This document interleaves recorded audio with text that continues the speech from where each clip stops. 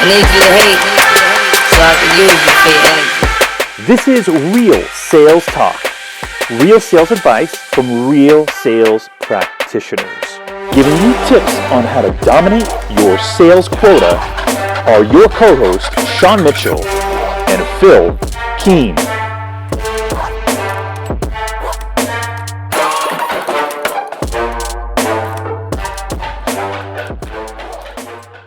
What is going on, Real Sales Talk podcast? Very special guest with us today, David Dulany, who is an SDR guru, SDR expert, runs a company called TenBound. If you haven't checked it out, check it out, but also has the Sales Development Podcast.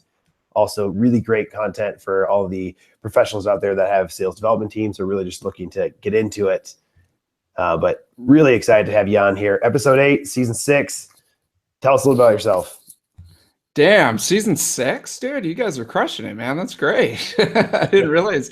Before the show, I was listening to some of the past episodes. They're amazing. So I got to go back and dig into those. So that's great. Well, no, thanks a lot, you guys. I appreciate being on the show and the warm intro. This is been a couple of weeks in the making, but I'm glad to be here. So a little bit about me. I sold sales training for about 7 years, which is a weird sort of loop. I was out there talking to salespeople, selling sales training. And this is back in the day when a lot of sales training was live. I worked for a company called Achieve Global, which eventually got merged into Miller Heiman and is still around in some form. Their signature product was Professional Selling Skills, which is a great program. I'm not sure how applicable it is to 2017, but it was, all the stuff that we talk about right now, being customer focused and buyer based and trying to get into the head of the customer. So it was a great foundation for me in my sales career. And then I got into a company called Glassdoor, which everyone's probably very familiar with, good or bad. And was started as one of the first sales reps there and worked with the VP of sales to start up the first sales development team at Glassdoor, which at first was myself and a copy of Predictable Revenue and Salesforce and a spreadsheet. And, eventually we got a little bit of traction. We were able to line up some pretty good deals for the sales team, and I started adding people, and eventually when I left, we had 4 or 5 people on the team, and they're still running the team right now. Obviously, Glassdoor became a big company in the meantime. So it's been a great journey. After Glassdoor, ran some sales development programs at a cybersecurity company, a marketing automation company, a predictive analytics company, and have just kind of seen, how you form the team, build it up, and then actually run it and be successful. And I was telling Sean before the show, about a year ago, I left and went out on my own and started doing consulting and training under the banner of TenBound. So that's what I've been doing now, and it's been a great journey. Awesome. So thank you for that. Getting into SDRs, so it's a very interesting role. And for anybody that's not familiar, that's listening, so we talk about sometimes the SDR is the sales development rep. Maybe just give an overview of what then an organization like that would look like, and then a little bit more about what you feel the role is, or what it should be in a perfect scenario. Yeah, absolutely. I mean, that's a great question, because sometimes they have different names for it. They call it a BDR, ADR, SDR. There's all these different names, and it sometimes gets a little bit confusing. So just, taking it back a few years, when I was a sales rep, I was a Renaissance rep, right? So I did my own prospecting, outbound prospecting. I followed up on my own leads. I set up my own demos, did the demos, and then actually took care of the customers to some extent after, to make sure that they kept buying. And I think, people saw the predictable revenue model, and especially as it pertains to SaaS, and they started to break out the function of that Renaissance rep into 3 distinct parts. And so when I think about sales development, it's like the whole up front, front end of the funnel that, I mean, quite frankly, sales reps don't have a lot of time to do, might not be their favorite thing to do. And it's a whole different set of motions that they have to perform every day. And so it makes a lot of sense to break it off. So when I think about sales development, it's either going outbound, identifying your ideal customer profile and going outbound and trying to proactively engage with these people, or qualifying inbound leads, and making sure that you have enough touches so they don't just fall through the cracks, and just taking care of that whole process so that you can hand it to the sales rep, and the sales reps can do what they do effectively, which is learn about the customer's particular pain points, do quotes, close deals, and just take that whole thing off their plate so that they can focus on bringing in the big deals. When you were talking about the Renaissance sales rep, I was going back in my head about the good old days. These kids these days, they don't know how good they have it. Do you think in general? I think I know the answer to this, but I'd like you to expound on why. Do you think sales is better off with things segmented and broken up into different categories like SDRs and account executives and client services? And if so, why? Yeah, that's a great question. I've got a few thoughts on that that have been kicking around for a while. I think that, to some extent, setting up your sales organization like that, it gives sort of a free pass to the sales reps to say, like, it's almost sort of like a learned helplessness. It's like, hey man, my SDRs are not setting up enough meetings for me. They're not prospecting enough, or they're not following up on the inbound leads in time. So, I can just kind of, instead of taking ownership of the whole thing, it's like I see a lot of blame and finger pointing happening, which is really disappointing. Because, why do you get into sales? You get into sales because you want to be the entrepreneur of your own life and control your own life. But you still have the backing of a company so that you get health benefits and you make money and all that stuff. So as an entrepreneur, you can never give up your power of the control that you have over your day and the control that you have over your quota.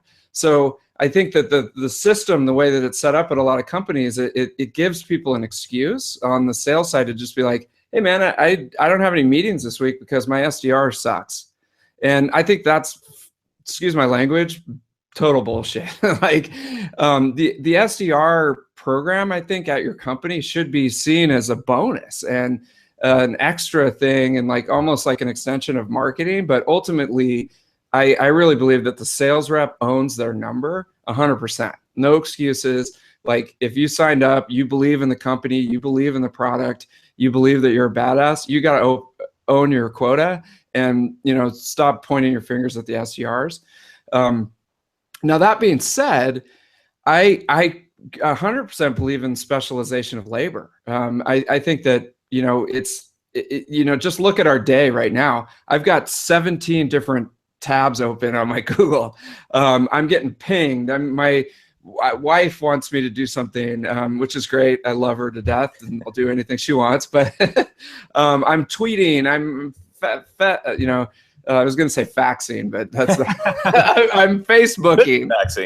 I'm faxing. There's too much going on right now. And so I think I don't want to go back to the dark ages of being a Renaissance rep and having to do everything, because I think that specialization is key and it makes people get really good at their jobs. I just think that it can't be used as a crutch or an excuse. Here's the dilemma that I'm in, and this may not fit every organization at every point in their stages of growth, but I'm a big fan of specialization, and I think that it needs to be done at a certain point. But one of the downsides, I think, and I'd love to know your thoughts on this, is if you are that multi-tool salesperson where you're doing everything, everything in that sales cycle, and the company starts to grow, and you start to hire on into different departments like an SDR group. The account executive gets really soft. They forget how to hunt, and because you've got someone who's kind of kicking that business to him or her. So that's sort of the predicament that I'm in, and I feel really torn because I think account executives can get really soft because they just get in the habit of being fed instead of having to hunt. What are your thoughts on that? Yeah, dude. I mean, that's what I'm saying. And this isn't, I don't want to like bash account executives. They've got a freaking hard job, and they're out there kicking ass every day. And so that, I just want to make that perfectly clear, that total respect for salespeople. It's a freaking hard job, and they're doing a great job. But I think that just like we were saying, there's no excuse. You own your quota 100%. They're like the marketing, sales development, the product people, they're all there to help you. And we can't, get to your quota without having a team-based approach. But at the end of the day, you're the entrepreneur, you're the owner of your quota. And if you signed on, if you're ready to go, then you just got to make it happen. Like, one of my main gurus is Craig Rosenberg. And he's like, you don't separate the gorilla from the bananas. Like the sales rep's job is to get the shit done, get it over the finish line, and utilize all the resources that are available at their company. And that includes SDRs. So yeah, dude, I mean, if a sales rep is just like making an excuse about the quality of the leads, or the marketing sucks, or they're like their car has a flat tire or something like that, I mean, you're in trouble, like, because you have to take 100% ownership of it. Otherwise, you don't have any control. So that's my thought on that. What do you guys think?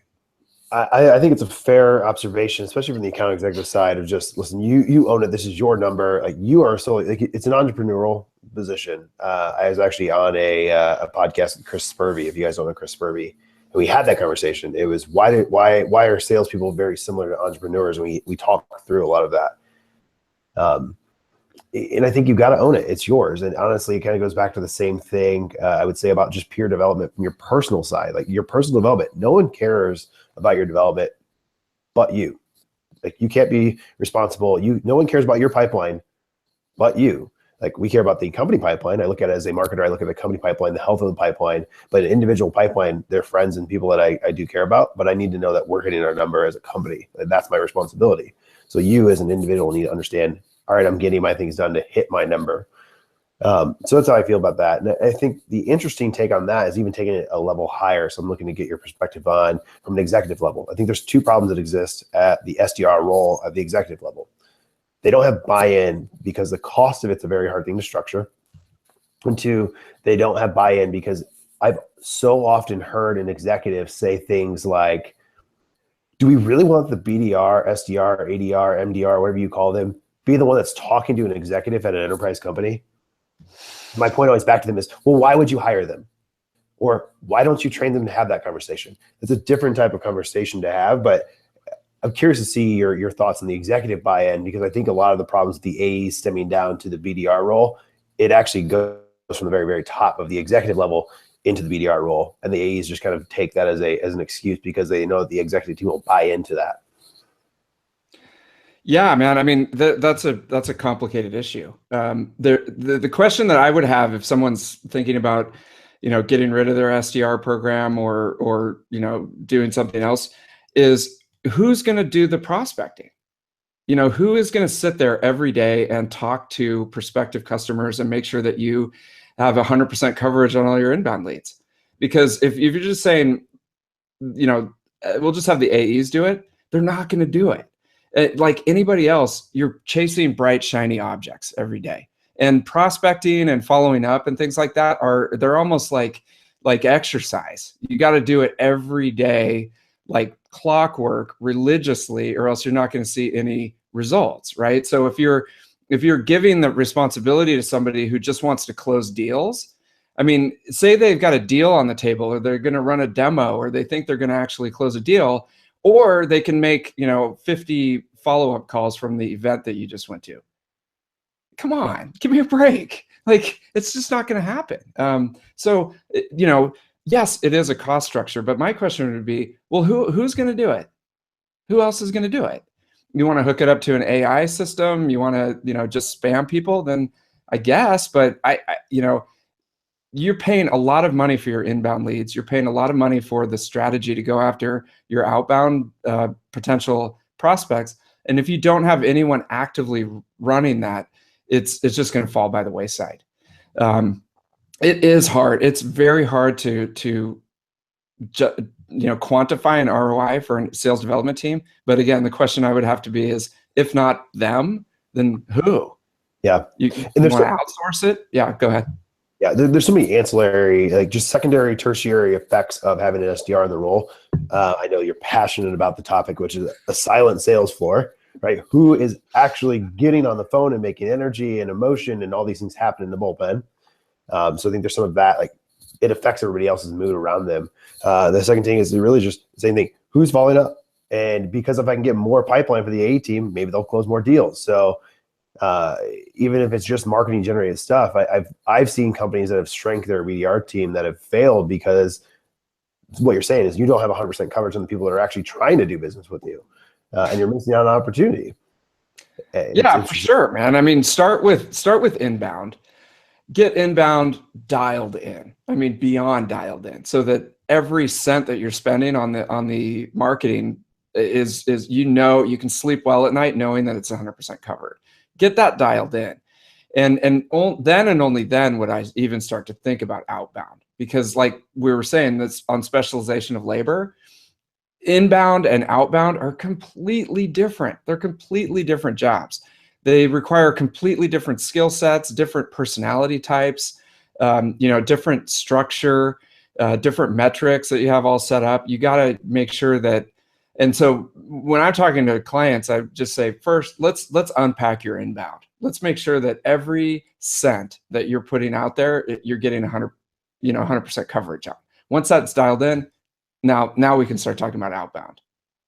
So let's talk about tools. So I was having a conversation yesterday with, I think he was a VP at SAP. He was flying to Germany. He works on the machine learning side and artificial intelligence. And we got within a 25-minute conversation, we got pretty deep into the capabilities of machine learning, what it can do, what it will do in the future. How do you see the advancement of artificial intelligence either supporting what SDRs are doing, and maybe this is heresy here, but I just want to throw it out there, eliminating the SDR role because the technology gets so good? Yeah. I mean, I to be honest, I would be nervous right now if I was anything customer facing. And I think that now the technology is not there yet to be able to replace us in this conversation right now. But hey, man, nothing's off the table. I mean, there could be robots doing this podcast in a couple of years. No way. You can't take my podcast from me. What are you doing? Yeah. But so I would, if I was in this business, I would learn everything that you can, stay abreast of it, and try to stay relevant. Because I tell my two sons, I've got two sons, one's going to be 7, one's going to be 4, that look, guys, when you guys get to be of the age of joining the workforce, there's only going to be 2 jobs, right? You've probably heard this before. You either tell the robots what to do, or the robots tell you what to do. So bone up, man. Learn about what it is and what's going on so that you can be ready for it. But to your question, I like I saw Kyle Porter at Topo recently, and he made the analogy to Iron Man. And I think that SDRs and sales reps and any executives really are going to be becoming more of the augmented human of what we have right now. We're in the process of seeing that happen. I think where we're falling short is we don't have we're not all Tony Stark, so we can't we're not all smart enough to get it all together into an Iron Man suit. So instead, you've got sort of the V1 Iron Man suit that he made in the little cave that's just looks like a big trash can. And we've got all these cool tools and these point solutions and the marketing infographic that has 5,000 different point solutions, and everyone's scrambling to like kind of bolt it all together and make it useful and get ROI from all these different tools. But we're not there yet. And so when I walk into a lot of clients, it's like, oh, hey man, we bought, vendor X, Y, and Z. And I think somebody bought, that other thing like a couple months ago, but she doesn't work here anymore. And we don't really know what we're getting from all these things. And, for some reason, our SDR program sucks. And I'm just like, shit, okay. So now let's unpack your tech stack and understand what we're using. First of all, how much we're paying, who bought all this stuff, who's it for, and figure out how to make it work. And one last quick point on that is, I've talked to a few people that are in my space, and they work with companies to help them improve their sales performance and stuff like that. And something that I see happening is almost like in the security space and in the tech space, there's managed service providers, which you just use a managed service provider and they go out and vet out all the vendors and put it together into a really cool stack. And all you have to do is plug in.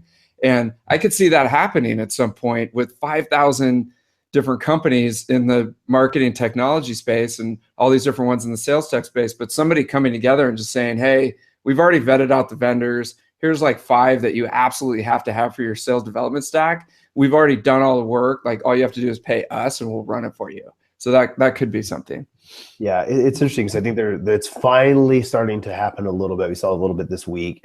We've seen in the recent history, we've seen people starting to either shut down or merge with other companies or get acquired.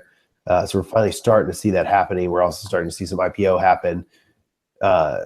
So I'm interested to see what happens really in the tech stack in the next 12 to 18 months, because it's been getting called for the last 12 to 18 months that, all right, there's too much sales tech, too many people do the similar things, but not the same thing. And that's the one thing that's really scary about sales technology is everybody does a little bit of what everybody else does. Some way, somehow they can tweak it a little bit and do exactly what the other person does. So you got to find out what's your best bet. Yeah, man. I mean, I'm a huge fan of a guy named Jim Rohn. If you've ever heard of him, he's sort of like the old school, guru from back in the day. And Jim Rohn sort of looks at business and life and all these things as seasons. And we kind of go through progressions and recessions, and it's winter, spring, summer, fall. And I think right now we're deep in fall. We're deep in the autumn of this business cycle, and we're in for a hardcore long winter. And winter's good, and we have to have winter. It clarifies and destroys, to be honest, and then we have a spring, and it always comes. And I think people on the show, be ready, man. I mean, right now, winter is coming big time, and it's going to become harder and harder to sell this stuff, and harder to get our message out to customers. And I think that we've got to go 100%. What problem are we solving, and put ourselves more in the shoes of the customer, versus the way it is right now. It's almost like a bunch of people running around with a solution looking for a problem, and they're all using the same kind of tactics and things like that. And man, it's going to be rough, man. We gotta get ready for this. Yeah, and I think it's the same things happening to sales tech as what happened to MarTech 10 years ago, where it just exploded, and you had thousands and thousands of vendors, and there was just this cold winter, like you're saying. And over the course of the 12 to 18 months, you found clear winners. You found people that are actually figuring things out. They finally found product market fit. And that's one thing, talking to my friends that are also in the sales tool space, the sales technology space, is they feel, hey, it's good. We're having a little bit of churn. They're not quite sure where we're at. We're really not getting a perfect fit. But there's also a lot of customers that are figuring out. They have a good process. And I think that's one thing that a lot of people forget is you still need a really solid process to be able to accelerate that process with tools, and rather than do it backwards, which is I'm by tech and then I'll build my tech around that process. So it's interesting to see the convergence starting to happen. Yeah, man, I agree. I mean, I think that, say there's somebody on this that's thinking about starting an SDR team or they're looking at their sales team, it's like, first, what process does the buyer go through to engage, and what would make your product interesting to them to get them off the fence, and then reverse engineer the tool stack and the hiring plan and all that stuff from that process. Like, understand that first and then build it, because I think what I've seen a lot, people they've got the playbook and they're like, okay, I need SDRs, I need sales reps, I got to get tool X, Y, and Z, and let's go. And then all of a sudden it's like, hey, this isn't working, and it's like, hey man, you missed like the critical step. First, start with the pain points and the buyer, build your process out from there. And I think people will have a lot more success. The other quick thing about that is, from a macro level, if you're sitting on a lot of cash right now, and there's going to be a lot of private equity firms that can get really good deals like in the next 12 to 18 months, because there's some really good people out there, so some great tech, but if they can't show immediate traction, there's going to be a fire sale, and you'll have a lot of that consolidation. That's my 2 cents. Just that's your armchair quarterback. Yeah. Cool, David. Well, it's been fantastic to have you on the show, have you talk a little bit about SDRs, the future of SDRs, and the tools surrounding it. We're going to jump into some rapid fire Q&A to allow our listeners to get a little insight and window into what makes you tick. But before we do that, if people like what they hear about you, want to learn more about what you're doing, want to hire you, where can they find you? Yeah, absolutely. I would just go to TenBound.com. We should have the new website up by the time this airs.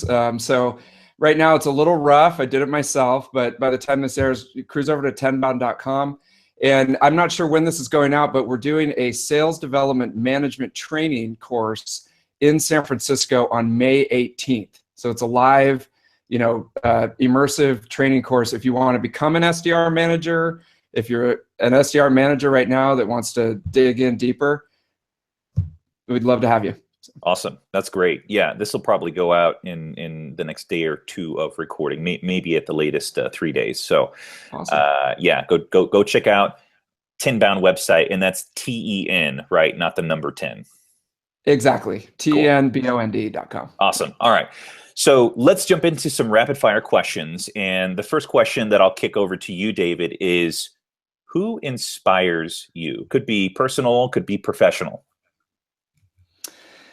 Who inspires me? So, yesterday was 420, and I I went out with a friend of mine, and we saw the Grateful Dead movie, which came out, I think, 40 years ago this year.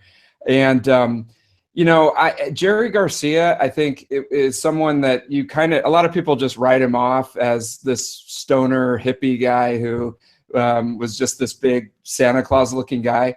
But he was actually one of the most intelligent and accomplished musicians of his day. And unfortunately, he let himself go, and he went way too early. He was only 53 when he died. But if you watch some of his interviews, or you listen to how he thought about music and how he thought about his craft and how he put together the performances, amazing guy and very inspirational. On the downside, he had a lot of demons. He was not a great, he was not a whole individual, I would say. He was not into family life, it seems. He was not into, some of the stuff that makes a whole person, but because he put so much time and effort and passion into his craft, he left a legacy of work that's amazing. And if you read like the Isaacson biography on Steve Jobs, or some of these people that put in so much to the community, sometimes they weren't super great about other aspects of their life, but they had to sacrifice that in some ways to give us this amazing body of work. So great. Love it. Do you have any routines? And if so, can you expound upon that a little bit more? It could be a morning routine that you have. It could be, your bedtime routine. Could be something in the middle of the day that you do when you sit down at your desk. What routines do you have? Yeah, I'm always trying to get better on that. I would say I'm best in the morning.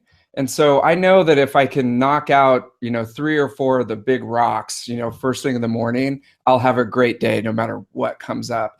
And one little hack that has worked for me is I always clear out my email every day. I have no unread emails, which is super weird. And I'm sure nobody else does that. But what I've done is I've put email alerts on my calendar that come in, they stack up. There's 3 or 4 of them every day. And these email alerts come in and it says, exercise aerobically 30 minutes, drink a smoothie, take your vitamins, meditate, And so I've just started this, but I get these emails and they're unread. And I go, I am not allowed to mark those as read until I actually do those activities. And for someone who has to read all their email, it's been very motivational for me. So How do you? Is that a calendar reminder that also sends you an email alert? yeah, exactly. So just Google Calendar. I go on there and I plan out like a quarter's worth of these proactive, improvement activities and set them every day for 5:30, 6:37, and the emails come in, and I'm not off the hook until I get the shit done. I love it. That's a cool hack. I like it. Last question. What technology tools are you enjoying, and/or are you recommending to your clients? Are there like 1 or 2 or maybe 3 that you're like, these are golden? Something that I use every day, that's helped me a lot actually in just organizing things, is called To Do Cloud. And there's a bunch of different ones. There's Wonder List and things like that. But I really couldn't live without To Do Cloud. So it's just to/do.com, I think. And it's cloud-based, so it follows me everywhere. And whenever I get something that I think that I should do, or my wife gives me something, I get something from a contractor or something like that, I just stick it in there, and then I can go through it and prioritize it, and it feels great when I actually check it off. So definitely, if you haven't gotten something like that follows you around, I would check out To Do Cloud or Wonder List and those type of things. It's made Love a huge difference for me. Yeah, I use Wunderlist. Yeah. Are there any tech tools that your SDR companies where you advise SDRs, are there any tech tools that they're using that you're finding are working very well? Yeah, I mean, I'm a big fan of Discover.org. I recommend them if the company that I'm working with is in a position and one of the data sets could help. Just recently I was working with a cybersecurity company, and the hit rate from Discover.org's data was just off the charts. It was direct dials, direct emails. They were hitting and having so many conversations that we had to take a step back and do more training on actually having conversations, because the hit rate was so high with the data. So definitely, if you're in that position, it's a certain position, but if you're in that position, I would check out Discover.org. It works great. Cool. Awesome. David, thanks again for being on the show. We really appreciate your time and you sharing your insight and knowledge. Looking forward to having you back on sometime in the near future. With that said, Real Sales Talk family, thanks for tuning in, and we'll see you on the next episode.